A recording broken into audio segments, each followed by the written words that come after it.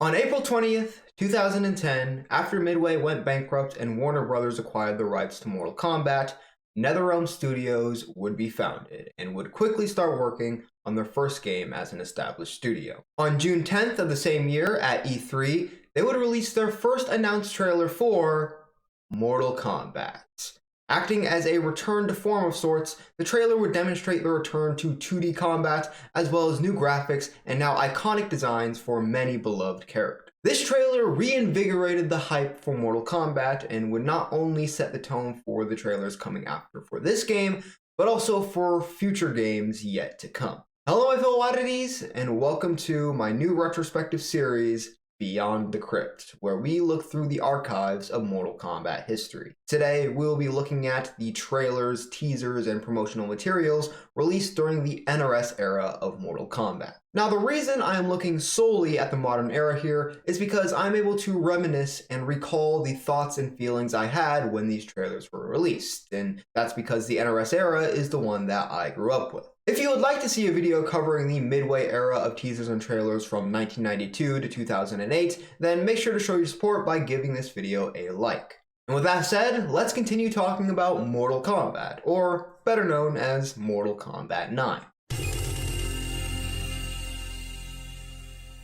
On the same day as the announced trailer, we would also get a stage demo showing some of the different matchups as a showcase of the gameplay. Following the release of the announcement trailer, most of the promotional material for this game would consist of individual character showcases for the most popular of Mortal Kombat's cast. In these, each character would be spotlighted through a vignette video detailing their background and history, accompanied by a few short gameplay clips, and characters to receive these would include Scorpion, Sub-Zero, Mileena, and Liu Kang. And these character trailers would become a common occurrence within NRS game buildups, and it's intriguing to see how they develop from their initial form here onwards into future games. On December 13th, 2010, Mortal Kombat history would be made with the unveiling of its first ever guest character. Kratos from the God of War game series would join the roster of Mortal Kombat 9 as a PlayStation 3 exclusive, which did stir some controversy as Xbox opted not to include an exclusive character in this game, which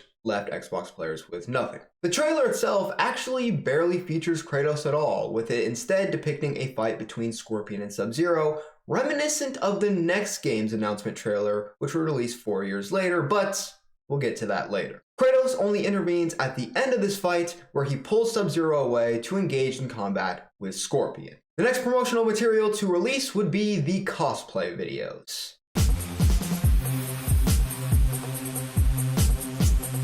I think it's best we don't talk about these. On April 16th, 2011, a cinematic trailer would be released including many different pairings of characters fighting. Many mistake this to be the initial announced trailer, myself included before doing research for this video, but it was actually released right before the game was. And on the same day the game would be released, April 19th of 2011, a launch trailer would be uploaded showcasing some of the game's features both on and offline, including Tag Team, the Test Yours, the Challenge Towers, King of the Hill, and more. The trailer would end with a compilation of X-rays, fatalities, and other brutal moments to leave off with a bang. Following the release of the game, trailers would start coming out for the DLC characters, starting with the rumored turned real character, Scarlet, then followed by Kenshi and Rain. But the final DLC character would be by far the most notable, with it starting Mortal Kombat's association with the horror genre. Freddy Krueger from the Nightmare on Elm Street series of movies would feature in the game, but not the iconic Robert Englund version of the character, but instead the version of him from the remake that was panned by both critics and fans. And although the decision ruffled some feathers, mine included, Freddy would still be a hype addition to the game and was featured heavily in future marketing. And as much as I despise the remake version of Freddy, I have to admit this is a very special inclusion for me because this introduced me to not only the character of Freddy Krueger, who has gone on to become my favorite horror icon of all time, but also just horror movies in general. I'm the biggest fan of horror movies that I know. I mean, just look. And so the fact that he was included in this game really made an impact on my life. And with that, the teasers and trailers for Mortal Kombat 9 come to a close. The game garnered adoration from fans and critics, and eventually saw a re-release under the branding of Mortal Kombat The Complete Edition, which included all downloadable content. Now, as I was very young when this game was coming out, I don't remember a lot of my experiences with it and its build-up. However, I can't say the same for the next game to release, which the memories of those hype days are still very vivid in my mind. So let's move on to Mortal Kombat X. A couple years after support ended for Mortal Kombat 9 and an Injustice game was released, NRS decided it was ready for a new Mortal Kombat title, the announcement of which would come on June 2nd, 2014. This unveiling gave fans what may be the most iconic Mortal Kombat trailer to date. In this trailer, Scorpion and Sub-Zero would have their classic battle, showcasing their revamped design. The trailer would showcase the return of X-Rays, as well as the new stage interaction system carried over from Injustice, and all of this would be overlaid by the song by Wiz Khalifa, Can't Be Stopped, which unfortunately was never released. Now my competition, I'ma always win, throw me in, and I'm going in, I ain't running, I'ma come and tell you anyone can get to talk about it, cause I really live it. All the nights on the mission, no. At the end of the trailer, Scorpion would perform his in-game fatality, Who's Next, which would become the overarching tagline for the game, and this begun what I believe to be the greatest build-up to a Mortal Kombat game ever. Just 8 days later, on June 10th, during E3 2014, Mortal Kombat X would receive its first look at gameplay, including the Scorpion vs. Sub-Zero showdown shown in the trailer, now in the form of actual gameplay, and an encounter between two new characters, Devora and Farah Tor. It's worth noting that Mortal Kombat had not had a game to introduce new characters with such significant story potential as this one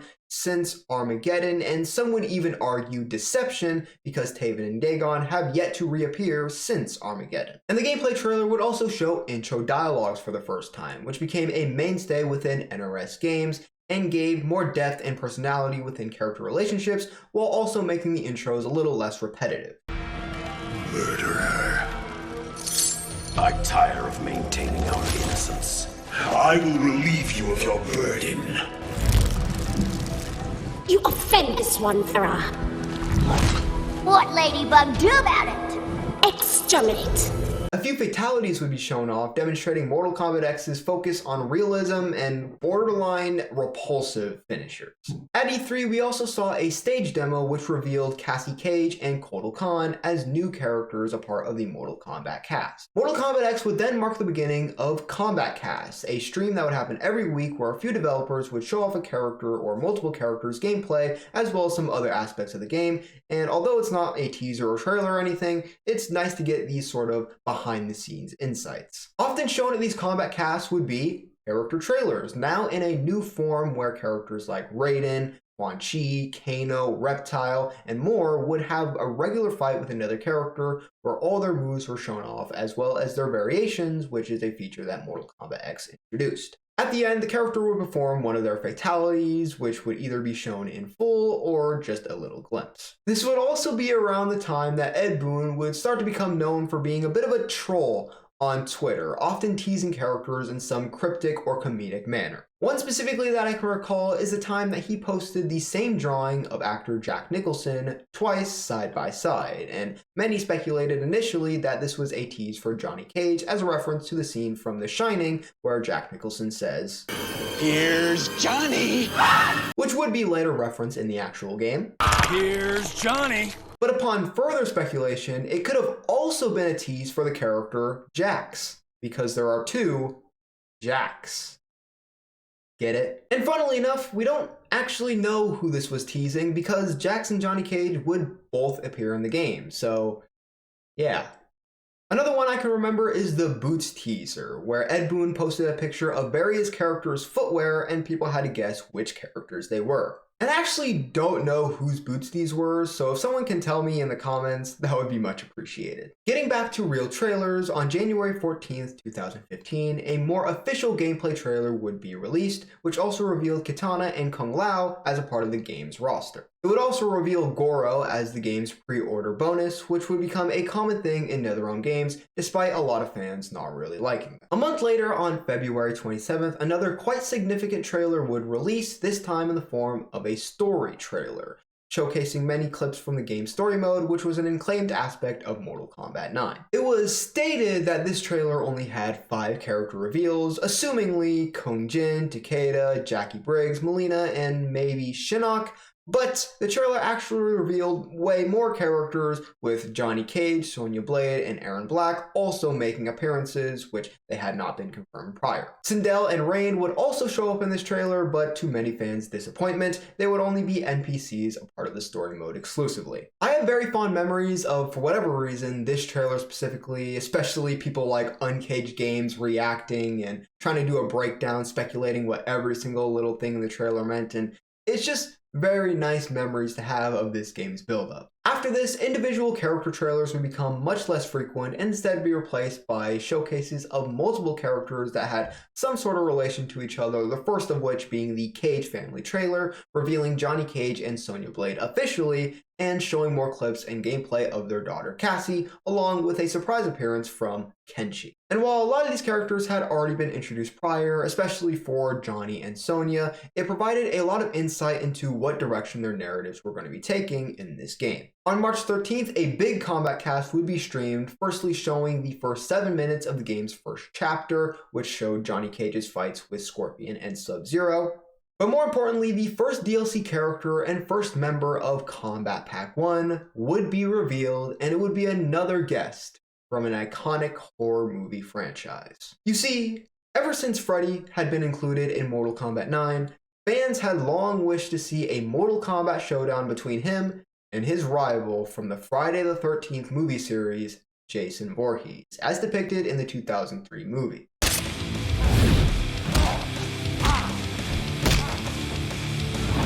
And while Freddy and Jason being playable in the same game and being able to fight each other would never materialize, at least until the mobile game, Jason would be included as Mortal Kombat X's first DLC character included in Kombat Pack 1, the full roster of which would be revealed on a later date. But before getting into that, the rest of Chapter 1 would be released, giving fans the first 30 minutes of the game's story mode, as well as better insight on where the story would head next. And then, on March 23rd, the rest of Kombat Pack 1 would be revealed, including Mortal Kombat OGs Tanya and Tremor, as well as another iconic horror movie character, the Predator from The Predator. The trailer was very simple, just showcasing all the characters stepping out from a smoky black void, and despite the minimalist presentation, it generated a lot of excitement and hype at the time. A Shaolin trailer showcasing more gameplay of Liu Kang, Kung Lao, and Kung Lao's cousin Kung Jin would also be released, also showing some of the story aspects of how Liu Kang and Kung Lao would fall from grace becoming revenants, and how Kung Jin would try to restore the Shaolin's honor after their downfall. The same day, we would also get a trailer for highly anticipated newcomer from the Mortal Kombat X comics, Aaron Black, who didn't exactly live up to the hype, but was a decent addition to the roster nonetheless. We would also get a Briggs family trailer with Jax being revealed as a playable character and showing more footage of Jackie. One more character trailer would be released with the pre-order bonus, Goro, all leading up to a launch trailer released on April 6th, 2015. While primarily focused on gameplay, the launch trailer would also provide glimpses of the final few segments of the story, offering a greater sense of what the narrative had in store for us. This trailer was another very nostalgic one for me, and no matter the context, whenever I hear Chop Suey, this is always the first thing that comes to my mind. On April 16th, the game would be released to mostly positive reviews. DLC trailers would then follow for all the Kombat Pack 1 characters, along with some classic skin and Fatality Pack. On December 3rd, 2015, months after the game's initial release, Kombat Pack 2 would be officially revealed with a fully animated cinematic trailer. This trailer depicted Ermac and Quan Chi being brutally chainsawed by Texas Chainsaw Massacre icon Leatherface, while Raicho being shown to have survived the events of the story mode, Triborg stealing the head of Sector, and Baraka falling victim to the iconic chest burster from the Alien movies, which allowed the alien in-game to use Baraka's arm blade.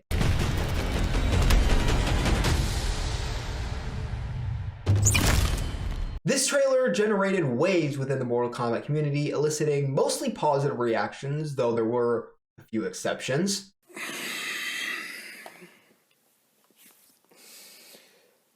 Wait a second. No Fujin! Ryujin! The most acclaimed aspect of the trailer was probably Triborg, a cyborg amalgamation that integrated the three iconic cyber ninja characters, Cyrax, Sector, and Smoke, into one character through Mortal Kombat X's variation system. Speaking of Kombat Pack 2, one fun little memory I have from before it was announced was when Uncaged Games made an April Fool's video that I totally thought was real, which had Nemesis, the Terminator, Spawn, and Jigsaw as a part of Kombat Pack 2. Interesting how two of these characters would actually eventually come to Mortal Kombat, although Nemesis and Jigsaw don't really make sense for the game. I mean, Jigsaw is a literal cancer patient. What is he going to do? Following that, Mortal Kombat X, like Mortal Kombat 9 before it, would re-release rebranded as Mortal Kombat XL. This version of the game encompassed all released content, including the newly released Kombat Pack 2. And this marked the completion of Mortal Kombat X's support, and while it definitely isn't my favorite Mortal Kombat game by far, it can't be denied that this game's build-up was legendary and my personally most fond. And that is going to be it for part 1 of the Mortal Kombat promotional retrospective. Next time we'll look at the next 2 games to release, Mortal Kombat 11 and Mortal Kombat 1. If you're looking forward to that, make sure to subscribe and turn on the notification bell so you know when it gets uploaded. The links to my merch store, Twitter, and Instagram are all in the description below, and while you're down there, make sure to give this video a like as it'll help out the channel a lot. And with that being said, that's it for this video, my fellow oddities. I'll see you next time.